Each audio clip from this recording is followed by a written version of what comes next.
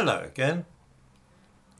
Somebody asked me yesterday what I thought was the future of the English as a nation, and it prompted me to think of a poem by Padre Pierce, who was an Irish revolutionary shot by the British after the 1916 uprising in Dublin.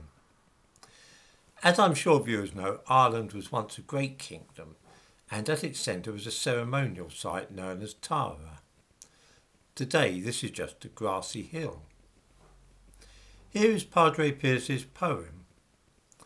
The world hath conquered, the wind hath scattered like dust, Alexander, Caesar, and all that shared their sway. Tara is grass, and behold how Troy lieth low. And even the English, perchance their hour will come. I'm not sure why we as English people should imagine that our culture will last forever, and that England and the English are going to be the exception to the general rule that all civilisations and cultures have their hour in the sun and then tend to fade into obscurity and often vanish entirely. This was the fate of the Babylonians, the Assyrians, ancient Egypt, the Incas, the Aztecs, and so on. Often those cultures were overrun by foreigners, and even the ethnicity of the places has been obliterated. This happened when the Arabs invaded Egypt, for instance.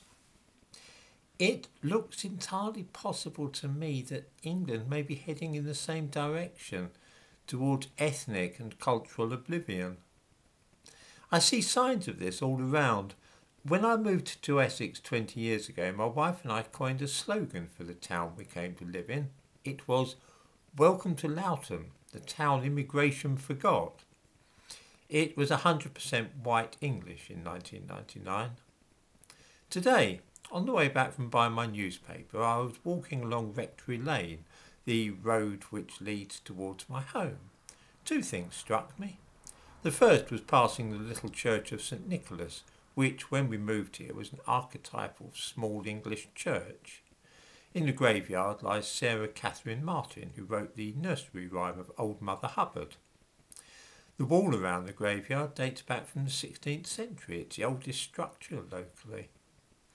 A few years ago, this church was sold to the Romanian Orthodox Church, and only Romanians now use it.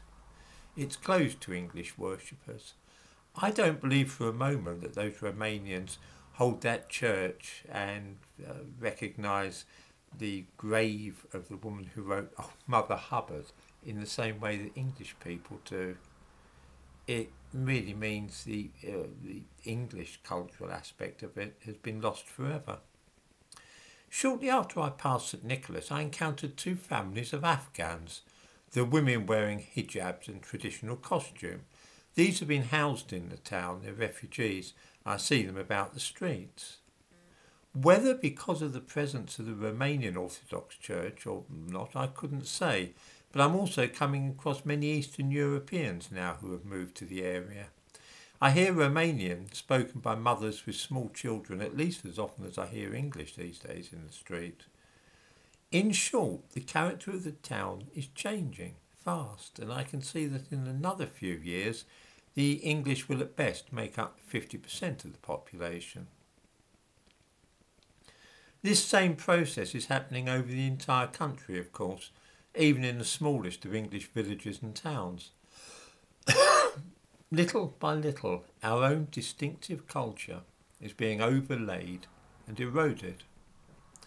If the Prime Minister with his or her origins in the Indian subcontinent is appointed in a few months, then this process will accelerate because none of those people have any real loyalty or attachment to England, not in the way that I do. To speak plainly, I'm not sanguine about the chances of England's survival, and I have a horrible suspicion that my country and civilization may be on the verge of ending in dust, which is not a cheery thought.